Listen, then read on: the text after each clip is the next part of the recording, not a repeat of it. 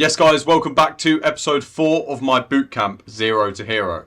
In this episode we are going to be covering market structure, probably one of the most important aspects in trading. You need to know how the market moves and how the structure is forming in the market for you to know whether you are coming into the markets looking for buys or looking for sells. So yes, without further ado, let's just jump straight into it. So the market moves in 3 different ways, okay? So we have uptrends, which are creating higher highs, higher lows, higher highs, higher lows, higher highs, higher lows in the market. Okay, so how we determine this is each high that we create in the market is higher than the previous high. So this high that we create is higher than this high, and this low is higher than the previous low. So that makes us an uptrend. Okay, we'll move this over to the side, and now we will focus on a downtrend. So this is just the complete opposite. You are creating lower lows, lower highs, lower lows, lower highs in the market, okay? So this is just the complete opposite of an uptrend. You are creating lower lows that are lower than the previous low and highs that are lower than the previous high, okay? So that is a downtrend. And then we have accumulation, okay? So this is what accumulation is. You know, you're just moving sideways, technically. Accumulation is where you move sideways. You don't tend to have a trend at all, and it's these sort of conditions that you want to avoid trading. Okay, do not trade accumulation. I can show you some examples later on how we have been patient in the markets before.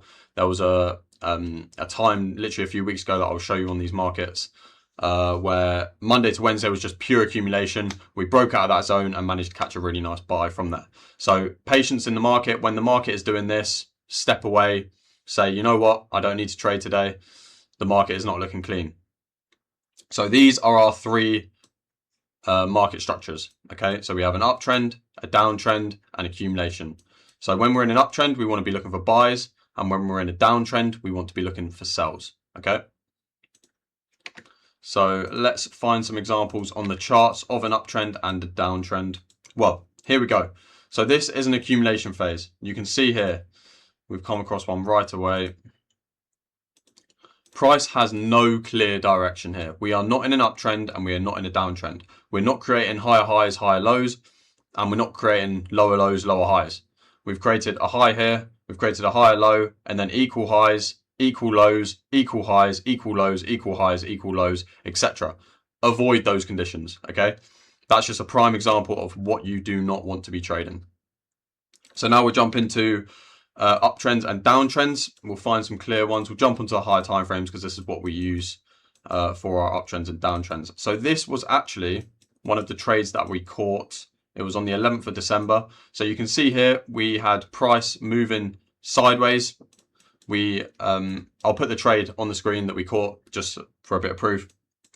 But yeah, so this was Monday's price here, and we were just moving sideways. No clear price, so we didn't trade. We then had Thursday come along, and what did we have? We created, so we had all of this accumulation, and then we created a higher high. So what can we then anticipate in the markets to follow a higher high? A higher low.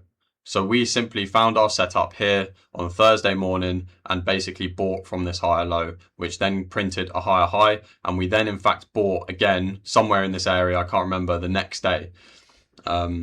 Which I think was break even because of news, but we won't get into that. But this is an example of an uptrend, okay? You can see we broke out of an accumulation phase. We created clear upwards trend. Well, at the time, obviously, we didn't have an upwards trend, but we anticipated that trend to continue upwards. And yeah, so this is an uptrend. We'll find another example of an uptrend. Where can we find an uptrend? All right, well, we've got a nice downtrend here. So let's have a look at a downtrend. So we have a low. We created a low lower than the previous low. We then created a high lower than the previous high. We then printed a low lower than the previous low. We then printed a high lower than the previous high. And then we then printed a low lower than the previous low, etc. Okay, so that is a perfect textbook downtrend. And now, I'm going to ask you a question right now. You've got 5 seconds to answer. Where in this market, on this downtrend, do we want to be buying from? Do we want to be buying from the lower highs or the lower lows?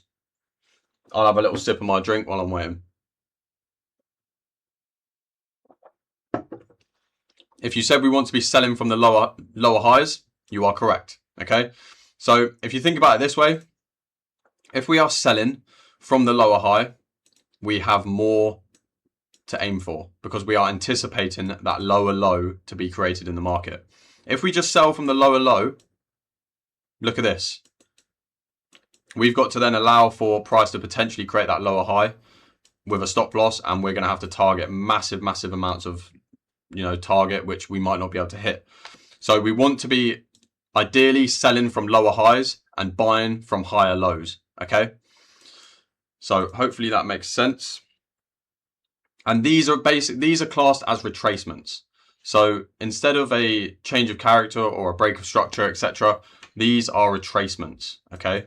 So every single time we have a downtrend, these lower highs are classed as retracements. So a lot of people would look at this and think, oh, we've had quite a big move up, and just focus on this leg of the move. And look, like here, you can see, oh, we printed quite a few bullish candles here. I think I'm going to be bullish. But if you have a look at the overall trend of this, you can see that all we have done, obviously we'll talk about the fib later in later episodes, we have tapped into that fib range and moved down.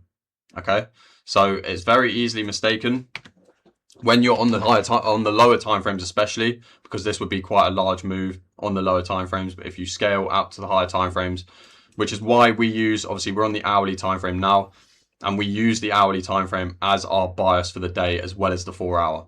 So we will make sure, we'll see here, the 4 hour will be in a downtrend as well. So you can see 4 hour would have been in a downtrend from this point here as we broke structure here to the downside, or change of character, change of delivery, whatever you want to say. And yeah, we obviously created that lower high in this area, as well as so the hourly and the 4 hour were both in a downtrend. So we would have come into the day on these days looking for sells. Okay, it's as simple as that. And then you can see here on the 4 hour, we then also had a uptrend, higher highs, higher lows, higher highs, higher lows, higher highs, higher lows, higher highs. And then the change of delivery would be here. Okay, so now we're going to talk about change of characters. So these are retracements on an uptrend, the lower highs. Okay, no, the higher lows, sorry, higher lows. So let me write this down. Buying from higher low, selling from lower high. Okay, so that is what we want to be doing. Write that down wherever you want to write it.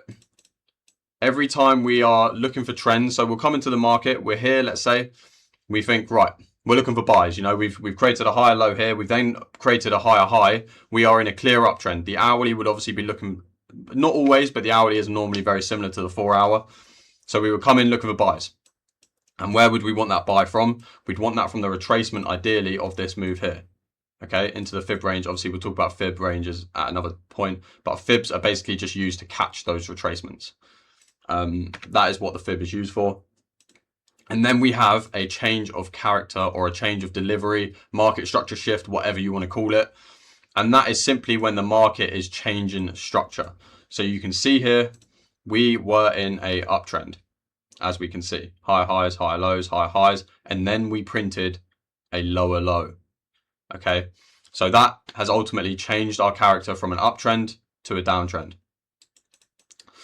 Where can we find an example of a downtrend change of character? Well, here. So this would have been the change of character here. So this was the last high in the market, the last prominent high. There's a few highs and lows in this bit here, but this is just sort of noise. We want to be looking for overall structure.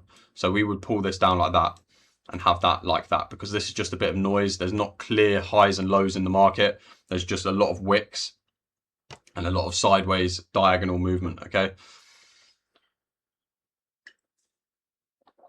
so this here would be the change of character from this point, as we had a candle closure above. So candle closures are necessary. Obviously, we will dive deeper into this when we're coming down into entries, but it's the same on the higher time frames. When we change character to the downside, we need a candle closure. So you can see this is the previous low, and we had this candle body close below this low, meaning that we have now changed the state of delivery to the downside, and we are now technically in a downtrend. Okay. So then when we're in an uptrend, obviously this is the previous high, which we have had a candle closure above, and we were right, because then the price comes and retraces and creates a higher low and then a higher high, and then continues this uptrend where you can catch buys in the market with your overall bias. Okay. So when we are more writing, I'll put up here, when we are creating higher highs and higher lows equals uptrend equals buys. Okay. Lower highs and lower lows equal downtrend equals sells. Okay. So this is all stuff to write down, guys. This is all very, very important stuff, very key. And yeah, so when you've got a trend, you can mark out your trends like this in the market. And this is what I use for my bias. I will come into the day and look, what is the 4 hour and the 1 hour doing? Are they aligning? Are they both in an uptrend? Are they both in a downtrend? If they're in an uptrend, we'll come into the day looking for buys. If we're in a downtrend, we'll come into the day looking for sells. It really is as simple as that. So when we have a break of structure, that is simply following this trend, okay? So you can see we've got a high here, and we have broken through that high, showing that we have broken structure and we are continuing this move. And that is the difference between a break of structure and a change of character. A change of character is this change of delivery, change of the state of the delivery. So the delivery is an uptrend, and a change of character, market structure shift, whatever you want to call it, is just changing that structure. Okay, we are completely cancelling out that structure with a candle closure, and we are now changing the state of delivery. So that is the difference between a break of structure. So for example, here we have this as our low here. We can see we have had a candle closure below and continued this trend. So we have had a break of this structure point here and continued this downwards trend. Okay, so that is the difference between a break of structure and a market structure shift. So now, finally, we're going to talk about the relevance this has when it comes to Asia sweeps or London impulses, because obviously that is what we do. Okay, so we're going to use this example. We're going to circle this just so that we can see it on the, oh, not that big, just because when we come down to the lower time frames, it will skip back quite a lot. There we go. That is where we are looking for, and I can already see the trade that we took. So we know from the higher time frames that we are trending upwards. So what are we trying to buy here? What are we trying to catch here? So if we have the sessions indicator here, if you go into my free Discord, you will get my whole PDF, which will have the session indicator involved in it, fib range, etc. So make sure you're joining the free Discord, which is linked in the bio. But here, so this is a London continuation trade, which we do. So we did not get a sweep of Asia. However, if we did, basically this sweep of Asia, all this does, so let's say London came down here, swept Asia, and then reacted from there, gave us a market structure shift, change of character, whatever you want to call it. This sweep of Asia is basically just giving us that higher low in the market. So you can see on the hourly time frame, if we come back, where are we? Here. That sweep of the opposing Asia liquidity is just us creating, we're not just sweeping liquidity, which is also very good. We're creating technically that higher low in the market to continue this uptrend and get our best price in the market to be buying from. Okay. So then we come back down to the 5 minutes, sorry, not 5 hour. And we obviously look for our confluences, which I will get to in later videos. But that is essentially what we look for. Okay. So that's why that can sometimes be really helpful, excuse me, in uptrends, because obviously, and it's the same with a downtrend. If we were in a downtrend here and we're coming down here, sweep Asia to create that high, that lower high in the market to then sell from there and get your best price. So it really is as simple as that. But obviously we will get into the technicals with the 5-minute and the more entry model side of things. This is mainly just for the bias. So we just want to be looking for catching trends in the market. We'll reiterate everything we were saying. So let's go over to the 4-hour just to clear things up and make sure everything is nailed on. We'll turn off this. So we have uptrends. What are uptrends? Higher highs, higher lows, higher highs, higher lows, higher highs. What do we want to be doing? Buying from uptrends, creating higher highs and higher lows. Where do we want to be buying from? The higher low, okay? When we're in a downtrend, we're creating lower lows, lower highs, lower lows, lower highs, lower lows. What do we come into the day wanting to do when we see lower lows and lower highs being formed? We want to be looking for sells, okay? And where do we want to be selling from? The lower highs in the market, to make sure that we are getting our best price before that lower low is created. And we are essentially trying to catch that lower low move. So if we were selling here, we are technically looking to catch that lower low move in the structure, okay? It really is as simple as that.